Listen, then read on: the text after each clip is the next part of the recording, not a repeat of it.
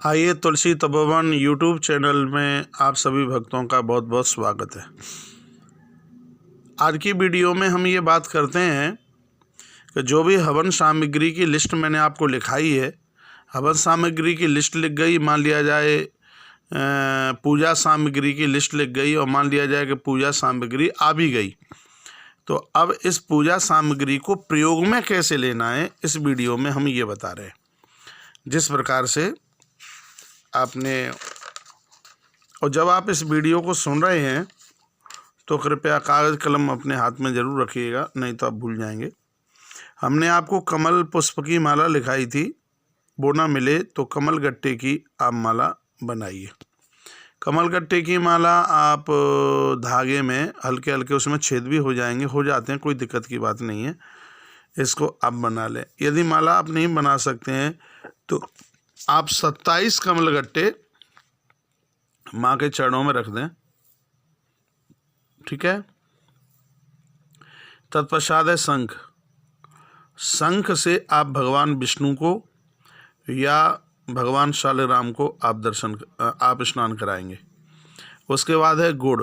यह गुड़ आप भोग में लेंगे, ये गुड़ आप भोग में लेंगे गणेश जी के भोग में ये गुण आप लेंगे।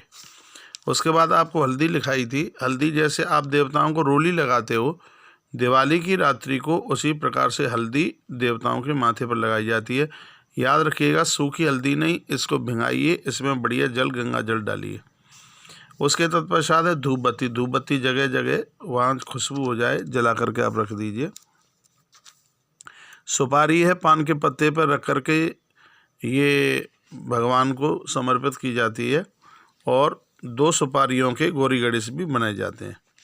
उसके बाद मैंने आपको चावल लिखाए थे। चावल पूजा में टूटे नहीं होने चाहिए। चावल भगवान को रोली लगाने के बाद ऊपर उनको चावल लगाया जाता है।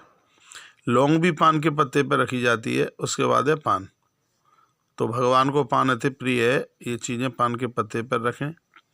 रुई का दिया जलाया जाता है और रुई में इत्र लगा करके देवताओं पर चढ़ाया जाता है।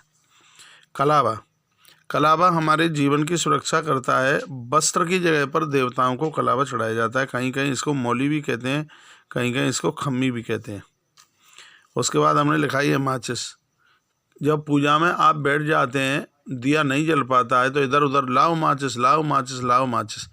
तो ये माचिस की तैयारी पहले अपने पास में रखिएगा, दिया आदि जलाने के काम में आएगा। लक्ष्मी गणेश जी की प्रतिमा, इन्हीं को आप स्नान कराओगे। और मैंने एक वीडियो में आपको बताया है कि आप लक्ष्मी जी को स्नान है घी से कराएंगे, और गणेश जी को जो आप स्नान है वो पंचामृत से कराएंगे।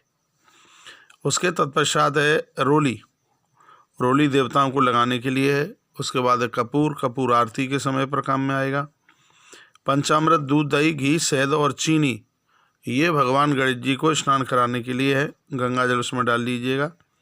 चांदी का सिक्का, चांदी के सिक्के पर आप रोली लगा सकते हैं, चंदन भी इस पर लगाएं, इस पर सिंदूर भी लगाएं, सिक्के के ऊपर ये सब चीज़ें लगानी है। तांबे का लोटा पूजा में पानी का भर के रखना है। पूजा की थाली, जो कि आपको पूजा के लिए उसकी ज़रूरत है, इसलिए उसको भी। देवताओं का कैलेंडर आप दीवार पर लगाइए पूजा की जगह पर। और उसके बाद है खील और घोड़ा। ये चीनी के घोड़े बने हुए आते हैं बाज़ार में, खिलौने टाइप के, वो खाने की चीज़ें होती हैं, तो ये भी आप लीजिएगा। और खील बाज़ार में मिलती है, इनका भोग लगाया जाता है। और दिवाली को लक्ष्मी पूजन में इसको लक्ष्मी वर्धक माना गया है। फल भी आप भोग लगाने के लिए आप लेंगे। सप्तधान, ये एक मिट्टी के सकोरे में, कहीं इसको सरैया भी बोलते हैं, मिट्टी का बर्तन होता है, उसमें गेहूँ, बाजरा, उड़द, चना, जौ और धान, ये सब उस समय वहाँ रख दिए जाते हैं, पूजा करके भगवान के सामने ही रखे जाते हैं। कलश में पंचपल्लव लगा करके, मैंने पूर्व की कैसेट में 5 पत्तों के नाम आपको बताए हैं, तो ये कलश रखा जाता है, उसके ऊपर नारियल रखा जाता है। जो मैंने आपको जो सप्तधान अभी लिखा है ना, उसमें से एक मुट्ठी सप्तधान कलश के ऊपर, जिस बर्तन से आपने उसको ढका है, मिट्टी का भी रख सकते हैं, और इसको कोई आप स्टील का है, तांबे का है, पीतल का है, वो भी प्रयोग में ले सकते हैं। तो ये सप्तधान उसमें से आप रख दीजिए, उसमें कटोरी सी में रख दीजिए। और जहाँ आप दिया जलाएंगे उसके नीचे, दीपक के नीचे जो एक प्रमुख दिया जलाएंगे ना, जो पूरी रात जलेगा, दिवाली की पूरी रात्रि जलेगा, उसके नीचे भी थोड़े से आप सप्तधान रख देंगे। तत्पश्चात मैंने आपको पंचपल्लव लिखाए थे, पंचपल्लव इसी कलश के काम में आएंगे। बतासा, आपके मंदिर में माँ दुर्गा जी भी बैठी होंगी, जो भी देवताएं हैं उनका बतासे का भोग जरूर लगाएं। जनेऊ लिखाया था, जनेऊ गणेश जी को चढ़ाया जाएगा। घी लिखाया है, घी आपकी ज्योत के काम में आएगा। 21 दीपक, इसमें 7 दिए घी के बना लीजिएगा, 7 दिए सरसों के तेल के, और 7 दिए आप तिल के बना सकते हैं, और इससे कम ज़्यादा भी कर सकते हैं, ऐसे कोई दिक्कत की बात नहीं है। उसके बाद है सरसों का तेल। सरसों का तेल आपके इसी काम में आएगा, दिया जलाने के काम में। आसन जिसमें आप बैठेंगे। कटोरियाँ पूजा सामग्री रखने के लिए। चम्मच पंचामृत में डालने के लिए चाहिए। सकोरा मिट्टी का, जिसमें आप अखंड ज्योत ऐसी बनाना, कलावे की बना लेना, जो पूरी रात जलती रहे। और वहीं जहां आपने पूजा की है, आप में से कोई न कोई एक व्यक्ति रात्रि को वहीं लेट जाए, वहीं सो जाए, जिससे ज्योत ना बुझ पाए।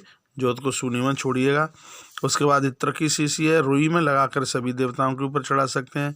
आम की लकड़ी लिखाई थी, यह हवन के लिए। लगभग आप ये 2.5-3 किलो हवन की लकड़ी में, जितना ये मैं आपको ये लिखा रहा हूँ, और तांबे की जो कुंडी आप ले रहे हैं, इतनी लकड़ी में हो जाएगा काम।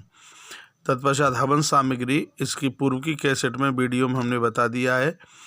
हवन कुंड तांबे का ले आइए। सूखा नारियल गट्ट, वो पूड़ावती के लिए है। पतीला, छोटी पतीली, वो घी भरने के लिए।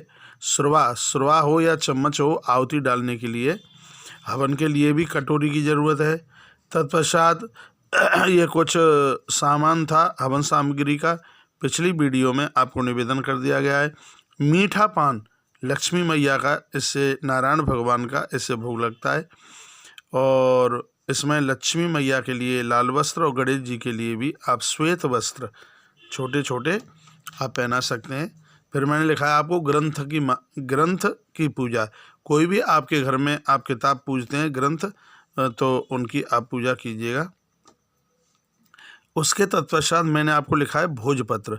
ओम श्रीय नमः, गोरोचन, चंदन और रोली मिला करके मोरपंख मैंने आपको लिखाया है, उससे आप भोजपत्र पर लिखिएगा ओम श्रीय नमः।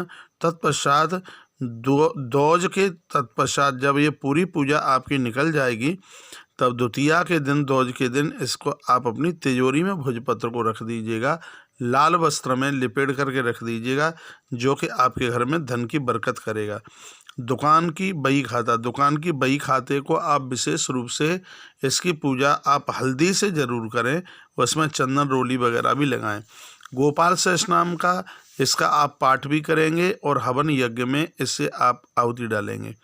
तत्पश्चात इसमें ये केसर लिखा हुआ है, केसर, ये आप केसर को हवन सामग्री में भी मिला सकेंगे, और इसको चंदन में भी प्रयोग में आप लेंगे। गोरोचन पंसारी की दुकान पर मिलेगा, ये भी आप चंदन में मिलाएंगे।